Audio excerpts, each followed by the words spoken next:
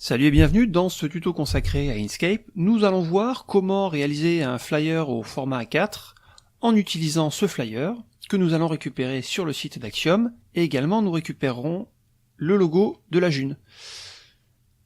Donc je clique ici sur Firefox, hop,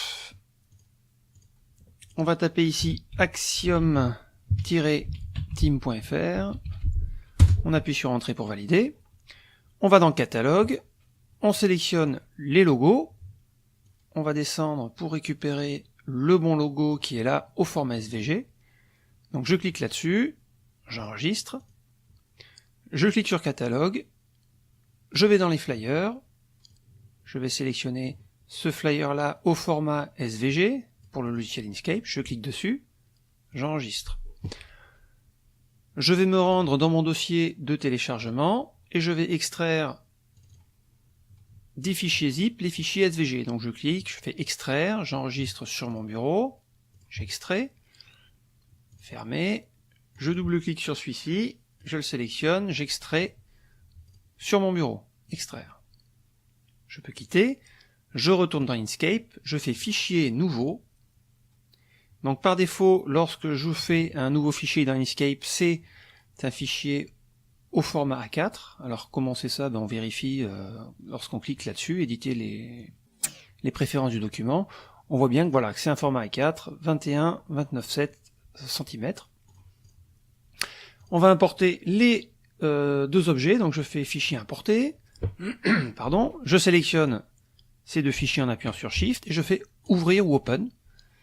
À ce moment-là, on a le logo, et là on a un objet constitué de 4 objets. Donc on va cliquer là-dessus pour dégrouper tout ça. Voilà, maintenant donc j'ai mon fond. Ah, donc on voit que le fond il est composé de 3 objets, donc on dégroupe. On va pouvoir supprimer ce logo et également le petit carré noir. On met ça sur le côté. Voilà. Là j'ai mon texte, composé lui de 4 objets, donc je clique, je déplace, je vais le mettre là-dessus. Voilà, là j'ai ici mes petits personnages. Alors les petits personnages, on va pouvoir les vectoriser, ça c'est une fonction d'Inkscape qui est assez sympa. Vous voyez, lorsque je zoome, je vois que c'est du pixel. Alors on va utiliser la fonction chemin ici, vectoriser un objet matriciel. Donc aperçu en direct, donc là ça marche pas. Tac tac tac, je vais dégrouper cet objet. Je pense que ça devrait marcher là. Voilà. Donc il fallait dégrouper plusieurs fois. Lorsqu'on met à jour, on voit un petit peu ce qu'on va obtenir et on clique sur OK.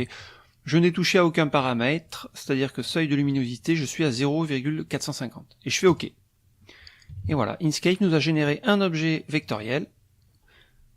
Lorsque je sélectionne ici l'outil éditer les nœuds, on voit tous les nœuds qui ont été générés. Alors ça a un petit peu simplifié le dessin, mais bon, c'est pas trop grave. Donc ça, je vais pouvoir le mettre de côté. Hop, là, j'ai mes petits personnages en vectoriel. Et là, j'ai mon adresse web. Donc mon fond, je vais pouvoir le mettre ici. Clac, je vais agrandir un petit peu tout ça. Alors si on clique là-dessus et qu'on tire, on déforme un petit peu l'image. Alors moi, j'aime pas trop ça. J'aime bien garder les bonnes dimensions. Donc je vais appuyer sur CTRL et sur la flèche. Et vous voyez, ça garde l'homothétie de mon illustration, enfin de ma photo. Par contre, ce que je vais faire, je vais mettre un petit cadre, de façon à voir ce que je fais. Donc je vais dans Calque, je vais rajouter un calque que je vais appeler cadre. Donc en appuyant sur le petit plus ici, j'ai une fenêtre qui apparaît, je vais taper ici cadre. Voilà, je valide. Hop. J'active, alors le magnétisme est activé, mais on va activer le magnétisme par rapport donc au bord de la page, et on va faire un petit rectangle, voilà, au format A4, sans le fond. Donc pour supprimer le fond, je clique sur la croix, et pour mettre un contour, alors plusieurs techniques, on clique sur Shift, et sur le petit rouge, la petite couleur rouge, ou alors on peut cliquer et glisser ici la couleur, et mettre dans contour. Et je veux un contour à 1, là ça tombe bien, il est à 1. Donc on fait un clic droit, et bah voilà, on sélectionne, allez, 1,5 pour changer. À ce moment-là, je vois bien, alors je l'ai pas mis sur le bon calque,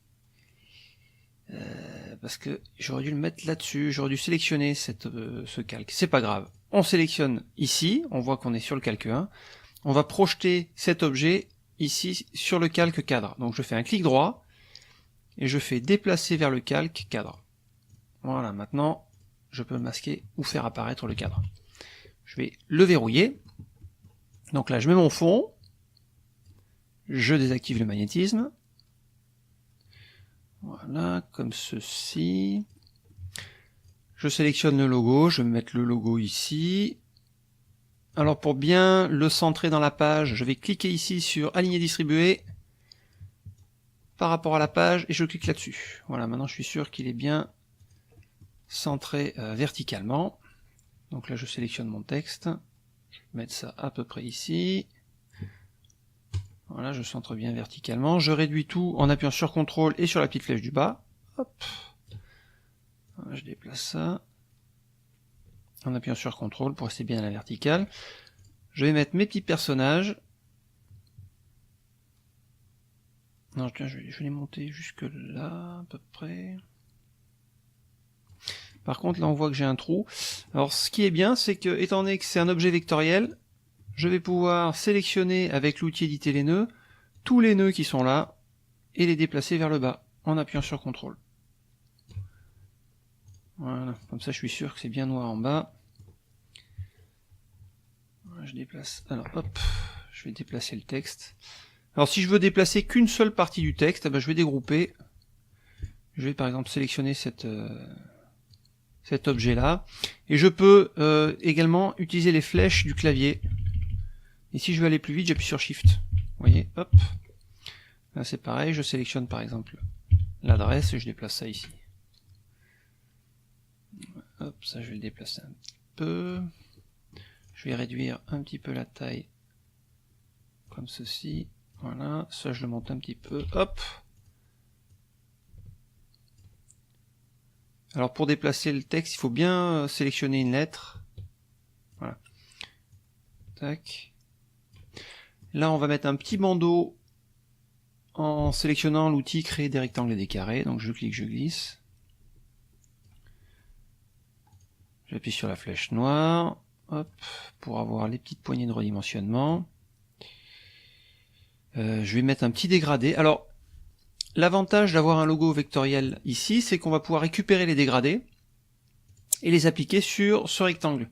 Donc pour cela, je sélectionne mon rectangle, je clique ici sur l'outil dégradé, et je peux ici aller chercher le dégradé qui me convient. Donc je vais prendre celui-là par exemple. Et là, j'ai deux petits, un petit carré et un petit rond que je peux voilà, déplacer en appuyant sur CTRL pour rester bien à la verticale. Voilà. Et je vais descendre ça.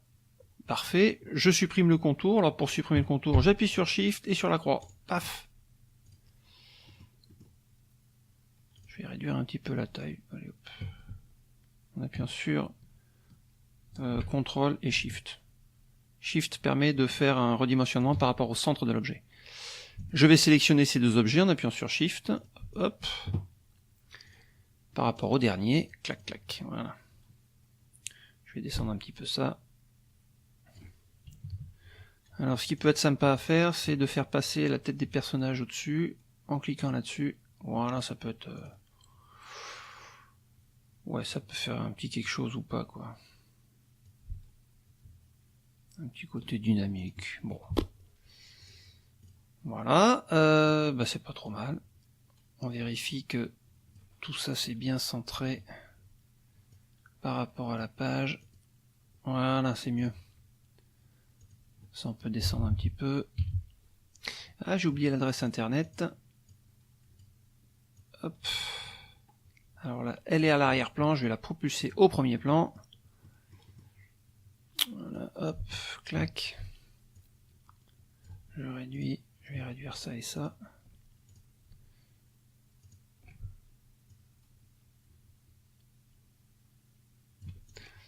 Bon, on peut bien sûr retravailler le texte. Pour retravailler le texte, on utilise ici l'outil texte. on tape dedans et on va pouvoir éventuellement mettre ça comme ça. Allez hop.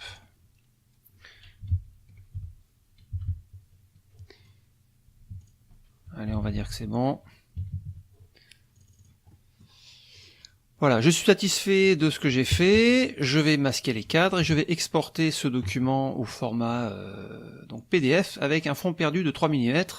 Si je le dessine à l'impression chez un imprimeur professionnel, donc fichier enregistré sous, au format PDF sur le bureau. Donc je vais l'appeler Flyer A4 par exemple. Flyer A4. Enregistré. Donc on rastérise les effets de filtre. À 300 c'est très bien. Voilà, fond perdu. Ok. Alors ce que j'aurais pu faire aussi, on va voir une petite extension qui est assez sympa dans rendu. Dans mise en page, il y a marque d'impression. Ce qui nous permet de mettre les repères de, par exemple, de traits de coupe. Le fond perdu, peut-être pas besoin, ouais. Information de page, voilà, juste avec les traits de coupe. Par rapport à la zone de travail, décalage, rien du tout. Au bas, gauche-droite, 3 mm à chaque fois, on fait appli. Pour voir ce que ça donne. Voilà, il m'a créé un calque. Vous voyez, on a les petits traits de coupe, là. Voilà, donc pour petite info, j'enregistre. Au format PDF. Voilà, je vous remercie d'avoir suivi ce petit tuto, j'espère qu'il vous sera utile, n'hésitez pas à poser des questions en bas de la vidéo. Au revoir.